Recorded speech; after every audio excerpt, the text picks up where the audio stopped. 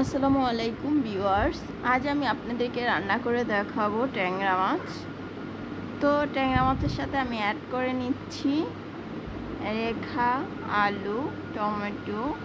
মাছ রান্না করা যা যা উপকরণ লাগে সব উপকরণ আমি মাছের ভিতর দিয়ে তারপরে হাতে মেখে নিব। এখন মাছগুলো তরকারির সাথে ভালোভাবে হাতে মেখে নিব, যাতে মশলা সমস্ত মাছের ভিতর এবং তরকারি সবজির ভিতর প্রবেশ করে। ভালোভাবে আমি মাছগুলো মেখে নিচ্ছি।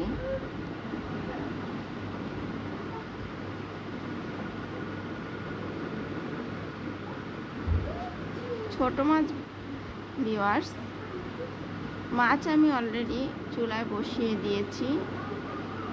মাছ আমার কষানো অলরেডি হয়ে গেছে। ভিউয়ার্স, আমি এখানে একটু নেড়ে দিব মাছ ভালোভাবে।